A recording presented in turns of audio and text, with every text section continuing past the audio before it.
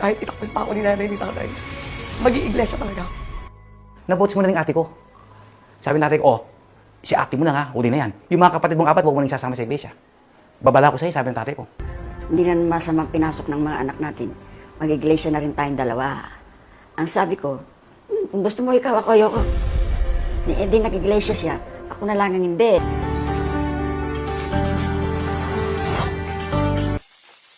Anim po kami magkakapatid. Eksakto po na nakapag-aaral. Nanay ko, nagtitinda lang sa palengke. Tatay ko, construction foreman mo. Kumbaga, sapat na sapat lang po. Talagang masasabi namin na medyo hirap pa po kami sa buhay noon nung nag-aaral kami. Sa amin nakatutong mamagulong namin na makatapos. Para daw, pagka nakatapos kami dalawa, tulungan namin mga kapatid namin. Talagang ako po ang nabuo kong pangarap, makatapos po talaga ng pag-aaral sa kolehiyo. Tapos po makapagtrabaho ng maganda, makatulong sa mga magulang at sa mga kapatid ko. Yun lang naman po yung iniisip ko noon eh. Sagradong Katoliko po kami. Talaga pong devoted po kami noon. Tuwing Sunday po, nagsisimba kami. Lagi po kami nagsisimba ng kasama ko ang mga kapatid ko po. Minsan sinasama ko na yung Ate Alice. Nagnunovena pa po ako every Wednesday. Sa bahay po kasi namin, marami pong mga sinatawag nilang rebulto. Mga Santo Niño, mga krus. Naranasan po namin maggatay ng prosesyon. Tuwing mahal na araw, pupunta po kami sa mga pasyon. Wala po sa isip ko na makapalit po ng reliyon. Hindi ko po inisip na mag-iiglesia ako. Wala po akong kaplano-plano po ng palit ng reliyon eh. Kasi hindi po pumasok sa isip ko muna yun eh. Bumisit po kami sa lola namin sa Murcia Concepcion. Doon po kami matutulog sa lola ko. Magkikipamiesta po kami sa Calyus. Kasama ko po sa Albert. Pero alam ko po sa Albert noon nagbabasa-basa ng pasugo eh. Ang uncle ko po noon, kakukumbit po sa iglesia, meron po kami nakikita ng pasugo sa bahay nila. Kung nakikita po pasugo ako noon, nagbabasa ng pasugo. Basta pasugo po, babasahin po sa Iglesia ni Cristo. Curious po ako. Binasa ko po yung may article doon. Yung church membership. Yung nabasa ko yung John 10:9. Yung pasugo na yun, hindi ko nakalimutan po. After ko basahin yung pasugo eh. Pagka minsan, Albert, kanya, invite kita sa pangamayag. Sakto, yung mga ilang linggo noon, may pangamayag na malaki sa dito. Sa Tarlac City po yun. Natatandaan ko po nun si Ka Benbenito Santiago, si Ka Maximo Bularan. Ang leksyon po, from pagkakatatag ng iglesia. Tapos yung sugo, yun na po, parang 3 leksyon po siya. Na-amaze po ako. Yung from Biblia, tanong sagot, na which is wala sa amin. Na kinabukasan gusto ko makipagkita sa madre o sa pare. Ako po ang nagpasya na sabi ko, gusto kong makapagaling sa iglesia, sabi ko sa angel ko. In denial po ako, ayaw kong tanggapin. Tanong ko, totoo ba itong mga sinabi nila? Bakit ganyan? Gulong-gulo po ako. Meron akong mga kaklase na iglesia, sabi, minsan, bro, ayayin kita na. Kasi kakaya mo tinatanong kanya ipakiusap kita sa ministro namin, hindi na namin. Nagawa naman kami na parang open forum lang, nagtatanong ako. Siguro isang oras po may kityo. Tinanong ko ko sa sugo, kapatid ng Felix Manalo, ko sa pagkalim sa iglesia. Bakit hindi silang maligtas? Bakit sugo ang kapatid ng Felix Manalo? Meron bang prueba sa Biblia? Yan, sinagot po lahat sa akin yun. After po napasok ko sa eskwela sa Tarlac State University, dumidiretso po ako sa pastoral. Ang dalawa kaming sabay na dinoktrina namin ka Benson 1. Hindi ko po itinago yun. Sinare ko po sa ate ko habang under ako ng doktrina. Isineshare ko po sa ate ko, nagagalit sa akin. Naguguluhan po ako. Na totoo naman yung sinasabi niya, ba't in denial ako? To the point na gusto ko nang bumili ng Biblia. Ang ate ko naguguluhan din, nagtanong pa nga sa madre kasi nag-aaral ate ko ng Catholic School, Holy Spirit. Madre para pinagtanong niya tungkol dun sa Trinidad. Ang sagot daw, hiwaga. Hindi, pero sa Biblia, iisang tagang tunay Diyos, kako ang Ama. Nakahikay taga sa akin sa iglesia. Dito ko may sasagawa yung tunay na paglilingkod sa Diyos. Ang lagi sumasakit sa akin, yung palang pagluhod ko sa larawan noon, pagdasal sa mga imay, wala palang kwenta, kasalanan pala. Ang nangyari po noon, yung nanay ko halos, itakwila po ako.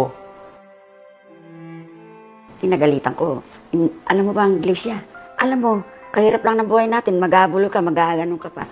Alam mo naman, pinag-aaral ko sa inyo. Nagungutang lang ako, bakit pinasok? Binabantang kita, hindi ka napapag... Bahala ka na sa buhay mo kanya. Pagka nagtuloy ka niya kanya. Nakikita ko ni sumasamba ka sa iglesia kanya. Tumakbo sa isip ko, hindi ako pahad ng kako. Kahit nagtakot siguro kako. Kahit napalayasin ako sa bahay kako. Ganun po ako talagang kapursige na mabotsimuhan. Isinubong na po ako ng nanay ko sa tatay ko. Ang nangyari, dumating po ang tatay ko. Galit na galit. Ang tatay ko po kasi mapagmura. Talaga po yung mura niya, talagang, kumbaga sa Kapampangan, mamalto. Yung madiin. Talagang galit na galit ang aking mga magulang. Lalo na ang aking father. Si kuya ko po, inaalayas po ng mga magulang ko. Isang linggong di umuwi sa amin si Kuya Albert. Kung pala mga iglesia na Cristo, nagdadamayan po pala. Ngayon si kuya po, kinup ko po, hindi po siya pinabayaan. Gusto niyang pumasok sa iglesia, ganun nga po eh. Ano po bang meron sa iglesia? Nagpursige po ako, wala po akong iserbasyon na pahad lang ako. Hindi, itutuloy ko ito kahit anong mangyari ako. April 30, nabautismo po ako.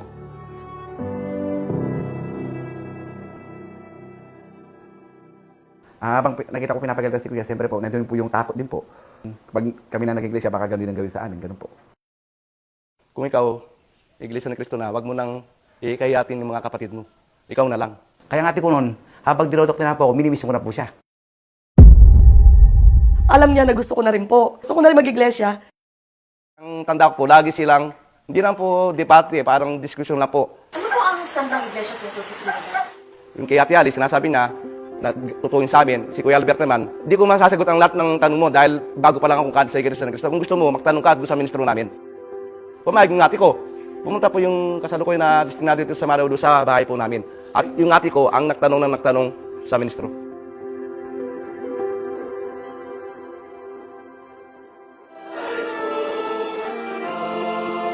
Nung dumala na po ako ng pagsamba, the way na magturo sila, talagang totoo eh. Nasa Biblia talaga eh. So bakit nung Katoliko ko hindi tinuro ito? Bakit? Katagal ko, 4 years ako sa Catholic school, ba't hindi ko alam ito? Talagang tumulo na po yung luha ko. Umiyak na po ako ng umiyak. Sabi ko, ito na. Kahit anong mangyari, papasok na po ako sa iglesia. Pag uwi ko po sa bahay, so nag-decide na po ako na ito na. Yung pong nanay ko, tatay ko, ano po sasabihin, galit na nga siya sa kapatid ko eh. Ako magagalit pa yung tatay ko at nanay ko sa akin. Pero, natatakot po ako. Baka ako pahintuin din. Graduating na po ako. Nung mura-mura ako, daddy's girl pa naman po ako. As in, galit na galit po siya talaga sa amin. Ever since, hindi po ako sumaway sa kanila. So, ang inisip ko na lang po, maiintindihan din nila kami. Nararamdaman din nila, nararamdaman namin. So, ang inisip ko na lang po, hindi po kami pababayaan ng Diyos. Kahit anong mangyari. Kahit itakpil pa ako ni nanay, ni tatay. Mag-iiglesia talaga ako. Nabots mo na ng ate ko. Sabi natin ko, si ate mo na nga, huli na yan. Yung mga kapatid mong apat, huwag mo nang sasama sa iglesia. Babala ko sa'yo, sabi ng tatay ko. Sinasabihan na pa kami ni Kuya eh. Nung naging iglesia na po siya, kami daw po lahat ipapasok niya kahit daw mahirap. Aat ka ko, iglesia na kami ng ate mo kako. Yan, ate mo galing pa sa Catholic school yan. Pag-aralan mo rin kako, ayayin ka rin namin na makinig. Sa Iglesia ni Cristo ay dito po ang tamang kaligtasan. At ito po ang tunay na reliyon na itinatag ng ating Panginoong Jesucristo. Nakakapagkinig ako ng pamamahayag. Alam mo na po yung tunay na kaligtasan. Sa pamamahayag po, inakay po. Una pong napansin, pagpasok ko pa sa kapilya, yung pong babae at saka yung lalaki, hiwalay po. Tapos po, yung pong ministrong nangangasiwa, maliwanag po ang pagsasabi na tungkol sa Biblia. Gustong-gusto ko po sa aral ng iglesia po, makikita mo po yung disiplina. Pag po sumasamba, madadama mo po yun, Espiritu Santo. Yung araw na wag sasamba sa ibang Diyos, sa mga revolto. Nung pong narinig ko pong araw na yun, nag-isip na po ako na pumasok na sa Iglesia ni Cristo. Pasa na po sa akin sa rin na maganda pala sa Iglesia ni Cristo. Unang-una po, nanalig po talaga kami sa magagawa ng Ama. Na hindi niya po kami papabayaan, na hindi niya pahihintulot na gawin ng mga magulang namin yung mga sinasabi nila. Si Ka Arthur po, dahil sumult po sa akin yun. Si Ka Alfred, si Ka Annalyn, yun po yung mga sabay-sabay po. Bali nabautisman po ako noong 1992 po. Later on po kasi natanggap na ni tatay at ni nanay. Na iglesia na po talaga kami. Yung apat po na yun na sinasabi ng tatay ko wag na, yung 10 taon na yun, April po ako 30, 1988, ate ko June. October rin daw, December rin. Alas po, yung taon po na yun after 6 months, nakuha na po na 5 kapatid ko po. hindi na po sila nawala sa panata ko. Sabi ko, siguro, kung di man 1 taon, 2 taon, siguro matatawag din sila, maawa din ng Diyos sa kanila. Ganun po ang nasa isip ko po noon. Kasi, nahikay ko rin 5 kong kapatid.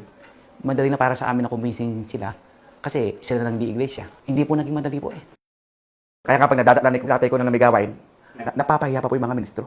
Totoo, tandang-tanda ko po yun. Napapahiya. Marami po naging argumento sa father ko lang po. Mula po nang iglesia kaming mga anak niya, talagang natutuwa siya magtanong sa mga kakilala niya. Naging ano siya sa Biblia eh. Meron na rin siyang Biblia ang hawak. Halos linggo-linggo pag umuwi siya, dinidibatero. Tungkol sa kalagayan ni Kristo. Alam mo, Berta na, ituro niya si Kristo, Diyos, aanib ako sa iglesia eh. Ikaw naman kako, nalabas ka ako, pagkaituro namin yun. Kasi ito, pinag dito, ako tang may iisa, 1:30. Hindi tama yun, tayo kako nasa Biblia na eh. Pero saan sila iisa? Pagka itanas yung basa ako sa pag-aalaga ng tupa. Hindi sa pagiging Diyos. Kasi mula po nang tawagin ako sa iglesia, nagbasa po ako ng Biblia, bumili ako ng Biblia. Kaya nga, halos binasa ko yung buong New Testament. Pagka ano tayo, darating yung ministro sa bahay, gusto niyo makinig kayo. Nung ihirap po siya sa ministro, nagtanong-tanong siya, dahil nga talagang kinukwes niya po yung kalikasan ng ating Panginoon Kristo, gusto tao siya. Bawat sabihin niya, Biblia ang katapat. Balang, kasi nandun po ako nung nagtatanong ko sila. Yung mga binabagay ko sa kanya, sinagot sa Biblia. Kao, kahit maling pagkaunawa lang yan, pamaling sa amin. Sinagot po ng ministro. Doon sa nagpasya na talaga magtuloy. Hindi na masamang pinasok ng mga anak natin. Mag-iglesia na rin tayong 2. Ang sabi ko, kung gusto mo ikaw, ako ayoko. Hindi nag-iglesia siya. Ako na lang ang hindi.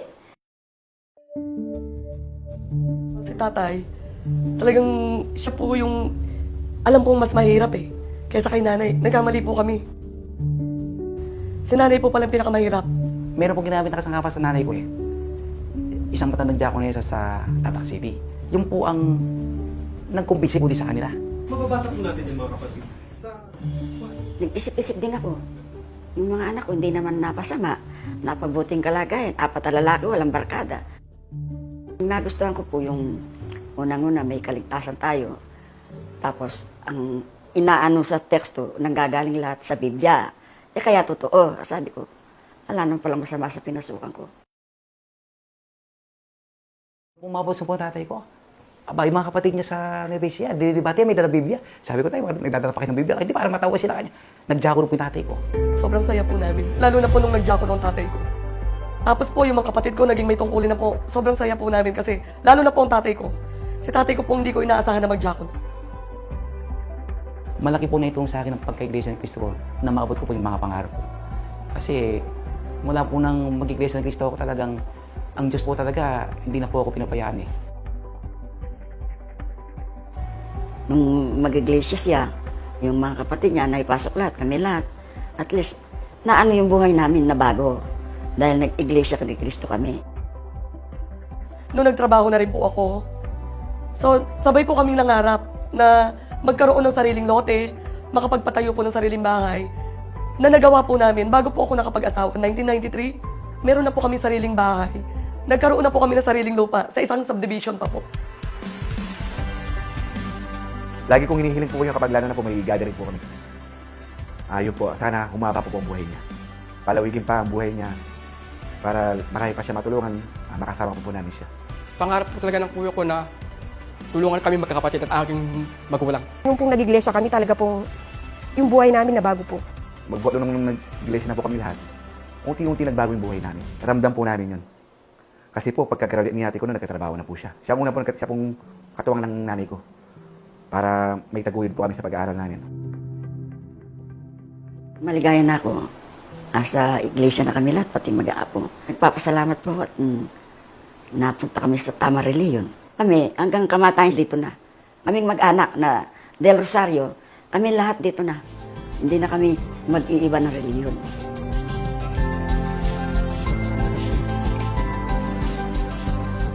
Talaga pong sa panay ko, unang-una talaga ko, yung pagpapasalamat sa Panginoon Diyos. Hindi lang kasi ako ang tinawag niya eh. Naawa rin siya nating pananahin namin na tawagin yung mga mahal sa buhay.